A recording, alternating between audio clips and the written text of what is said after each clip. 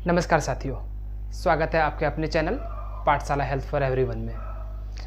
आज का हमारा नया टॉपिक है हार्ट अटैक। हार्ट अटैक क्या होता है इसके बारे में हम डिस्कस करेंगे। आप लोगों ने बहुत सारा प्यार दिया है, इसलिए हम लोग रोज़ कोशिश कर रहे हैं कि आपके लिए कुछ नया लाया जाए, कुछ नया सिखाया जाए, कुछ नया बताया जाए। ठीक है, तो आज के लिए हमारा टॉपिक रहेगा हार्ट अटैक। हार्ट अटैक क्या होता है? हार्ट अटैक को अगर हिंदी में कहा जाए तो हृदयघात, अगर हिंदी में बोला जाए तो हृदयघात, लेकिन हम लोग थोड़ा सा हृदयघात बोलने में थोड़ा सा हिचकिचाते हैं। तो हार्ट अटैक आजकल कॉमन चल रहा है, सभी लोगों को देखने को मिल रहा है। सब लोगों के लाइफ स्टाइल काफ़ी चेंजेस आ चुके हैं, लाइफ स्टाइल में काफ़ी चेंजेस आ चुके हैं, जिसकी वजह से हार्ट अटैक आने के जो सिम्टम्स हैं, हार्ट अटैक आने के जो चांसेस हैं वो काफ़ी बढ़ता हुआ चला जा रहा है। मैं थोड़े से नॉर्मल पैरामीटर्स के बारे में बात करूँगा कि हार्ट अटैक आने से पहले या हार्ट अटैक आने के बाद क्या पैरामीटर्स होते हैं, उनके बारे में डिस्कस करूंगा। सबसे पहले नॉर्मल पैरामीटर के बारे में बात करेंगे। जो नॉर्मल पैरामीटर्स होते हैं, जो बीपी होता है एक सामान्य मानव का या सामान्य इंसान का, एक जो नॉर्मल बीपी होता है वो 120/80 होता है।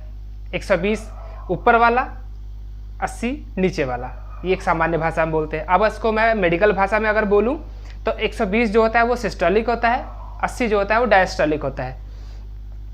पल्स रेट यानी कि हम जो नाड़ी चेक करते हैं ना यहाँ से हाथ से, वहाँ से हमें समझ में आता है कि हाँ पल्स रेट हमारी कितनी है। ये नॉर्मल जो होती है वो 72 होती है, 1 मिनट में 72 बार धड़कता है हमारा दिल। वहीं अगर रेस्पिरेटरी रेट की बात करें, जब कोई इंसान सांस लेता है तो 1 मिनट में लगभग कितने बार सांस लेता है, वो हमारे चेस्ट के अप एंड डाउन के होने की वजह से हम पहचान सकते हैं हाँ कितने बार अप एंड डाउन हुआ है। ये लगभग 16 से 18 बार 1 मिनट में होता है। अब आते हैं कोरोना काल में, आपने देखा होगा कि सब लोग ऑक्सीजन की बात करते थे कि कितना % ऑक्सीजन है, कितना % ऑक्सीजन है। तो हमें ये जानना भी बहुत ज़रूरी है कि जब हार्ट अटैक आया है या आ चुका है, उस टाइम पे हमारा ऑक्सीजन सेचुरेशन यानी ऑक्सीजन जो है वो कितना % था या कितना % है। तो ऑक्सीजन जो होता है वो कम से कम 94% या 94% से ज़्यादा होना चाहिए एक नॉर्मल इंसान में, एक आम इंसान में। अब हम बात करते हैं कि हार्ट अटैक में क्या क्या चीज़ें होती हैं। सबसे पहले ऑक्सीजनेटेड ब्लड।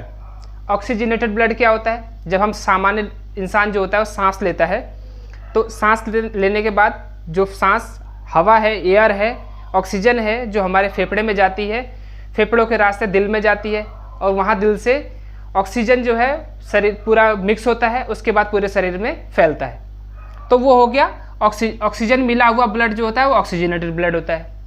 अब दूसरा, जब हमारे शरीर में पूरा ब्लड चला जाता है, फिर वापस आने के लिए प्रोसेस जो होता है, तो उसमें कार्बन डाई मिला हुआ होता है उस ब्लड में, तो उसे डीऑक्सीजनेटेड बोला जाता है। ठीक है, ये चीज़ हम समझ गए। अब हम आते हैं कि जब हार्ट अटैक हो जाता है, ठीक है, तो उसका क्या रीज़न है। हार्ट अटैक जो आ रहा है आजकल, वो किसका रीज़न क्या है?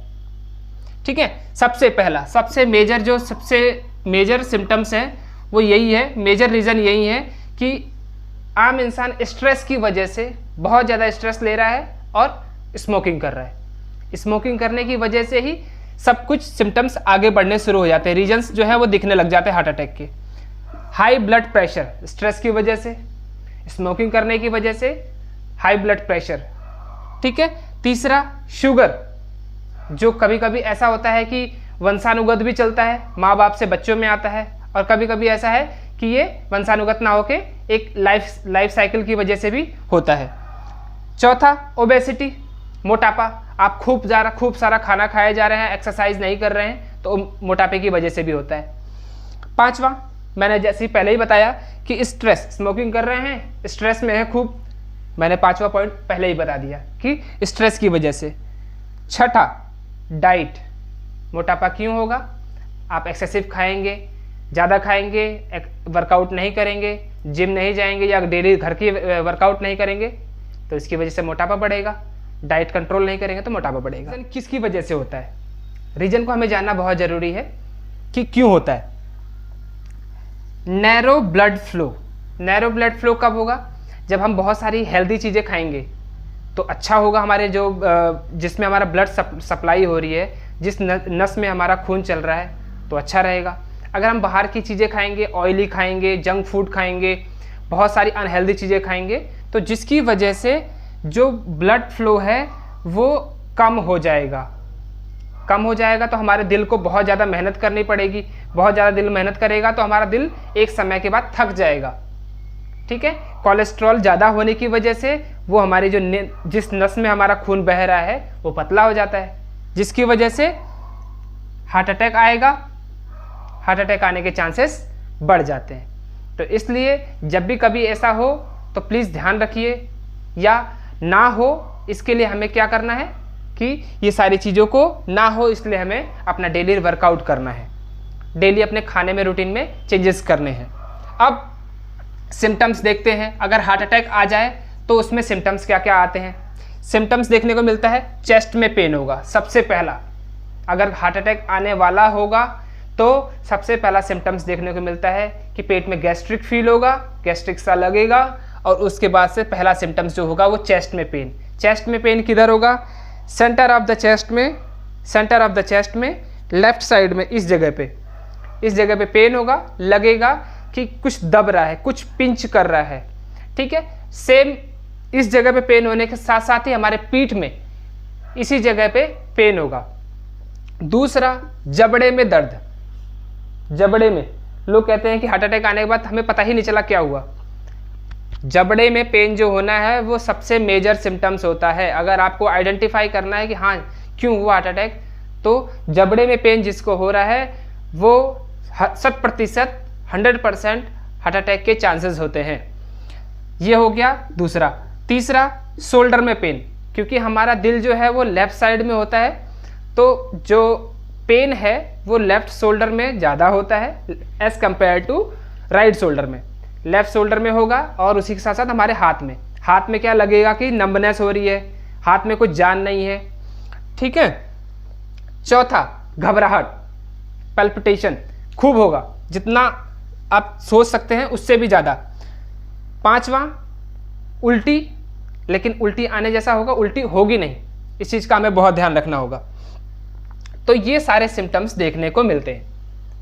अब जब सारे सिम्टम्स हो गए तो क्या हमें प्रिवेंशन भी देखना पड़ेगा कि हाँ क्या प्रिवेंशन कर सकते हैं। ये सारे सिम्टम्स हो गए, अब हमें समझना भी तो पड़ेगा कि इसको सॉल्व कैसे करना है, क्या प्रिवेंशन लेना होगा हमें। प्रिवेंशन के लिए हमें क्या करना है? एक्सरसाइज। दूसरा, हेल्दी डाइट, जैसा मैंने अभी थोड़ी देर पहले बताया था। ठीक है, स्मोकिंग हमें स्टॉप करनी पड़ेगी। और चौथा, फास्ट फूड खाना बंद करना पड़ेगा। ये सारी चीज़ें करके हमें सोल्यूशन मिल सकता है। ठीक है, अब हम फर्स्ट एड के उसमें आते हैं कि फर्स्ट एड हम कैसे दे सकते हैं। फर्स्ट एड देने के दो तरीके हैं। पहला तरीका ये है कि आपको जब किसी को हार्ट अटैक आ जाए तो हमें उस टाइम पे बिल्कुल अपना कामनेस को नहीं खोना है। अगर आप जल्दबाजी करेंगे, इसको ऐसा कर दीजिए, उसको वैसा कर दीजिए, तो आप दिक्कत में आ जाएंगे और पैनिक सिचुएशन क्रिएट हो जाएगी। तो हमें बिल्कुल अपने कामनेस का एग्जाम्पल देना है। दूसरा, ऑब्जर्व करना है पेशेंट को ऑब्जर्व करना है कि हाँ इसका रिएक्शन क्या है, ये क्या सिम्टम्स दे रहा है। सेकंड, दूसरा चीज आती है CPR, कार्डियक पल्मोनरी रिसस्किटेशन। CPR जो है हार्ट अटैक आने की सिचुएशन में हमें जब ऑब्जर्व कर लेते कि हाँ हार्ट अटैक आया हुआ है तो हम उसके हिसाब से CPR देना स्टार्ट करते हैं। आप सभी लोगों का इस वीडियो में बहुत ज़्यादा प्यार मिला है, लास्ट वीडियो में बहुत ज़्यादा प्यार मिला है और मिलेगा।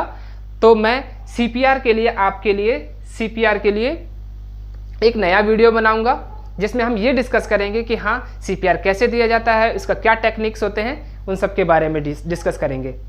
मैं आशा करता हूँ आपको इन सारी चीज़ों में, सारे टॉपिक्स के बारे में कहीं समझ में आया होगा, कहीं कोई चीज़ छूटी नहीं होगी। इस वीडियो में इतना ही। आज के लिए अपना बहुत ध्यान रखिए। मैं आशा करता हूँ आप लोग अपना बहुत ध्यान रखेंगे। तब तक के लिए अपना बहुत ध्यान रखिए। जय हिंद।